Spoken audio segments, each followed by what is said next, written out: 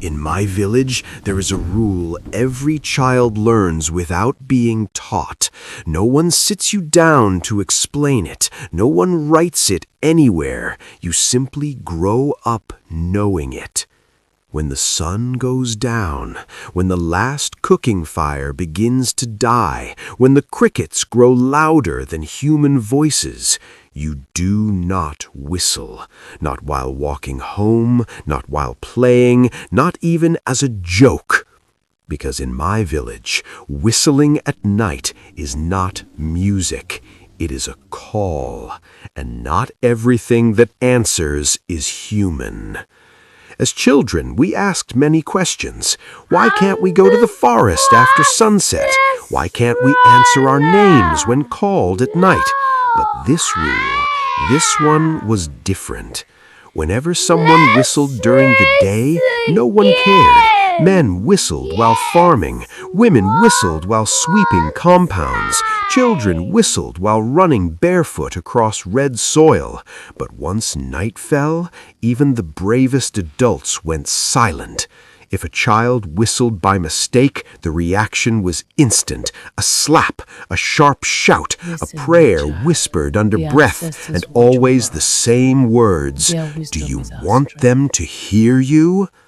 No one ever explained who they were, but every child understood. They were the ones who move when humans rest, the ones who walk paths without feet, the ones who know your name before you are born. Some elders called them forest people, others called them night walkers. Some refused to give them names at all, because names give power. All we knew was this: at night, whistling travels farther than sound should. It cuts through walls, through trees, through dreams, and something always listens. I was about 10 years old when I learned the truth. It was Harmattan season. The air was cold, dry. The moon hung low and pale above the village. I was returning from my aunt's compound later than I should have. The footpath was quiet, too quiet.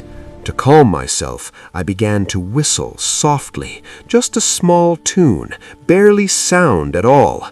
I forgot the rule, and the night remembered for me. I had barely finished the first whistle when everything stopped. The insects went silent, the wind froze, even my footsteps sounded too loud. Then, from somewhere behind me, a whistle answered, perfectly. Same tune, same rhythm, but wrong. It sounded hollow, as if it came from inside a deep place.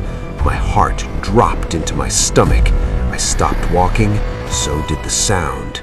I took one step forward. Another whistle followed, closer. In our village, the elders say this: anything that copies you is not your friend. The whistle behind me began to change. It grew playful, mocking. Then it did something worse. It called my name. Not loudly, not angrily, gently, the way my mother calls me inside at night. My legs wanted to turn. My body wanted to answer, but something older than fear held me still. I remembered another rule: never answer a voice at night unless you can see its face.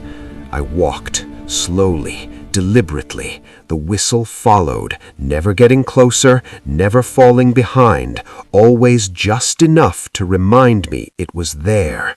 I could feel eyes on my back, not one pair, many. The path seemed longer than usual. The shadows stretched. The moon disappeared behind clouds. Then, suddenly, silence. The whistle stopped. That was when I ran. I burst into my compound, screaming. My grandmother was waiting. She didn't ask what happened. She didn't scold me. She took ash from the cooking fire and rubbed it on my forehead. She whispered words I had never heard before. Then she said, "You are lucky. It answered you, but it did not claim you." That night, she finally explained. Whistling at night is not sound, it is invitation. Some spirits cannot cross into the village unless called. Some wander endlessly, looking for names, voices, attention. When you whistle, you sound like them. You tell them you are aware. You tell them you are curious, and curiosity in the spirit world is permission. Those who answer, they are not always evil, but they are never kind. That is why in my village, nights are quiet. No music, no whistles, no unnecessary sounds, because when the world sleeps, you do not announce yourself. So, if you ever find yourself in a quiet place, a village road, a forest path, and you feel the urge to whistle, don't. Some things are listening, and once they learn your sound, they never forget it. Shh.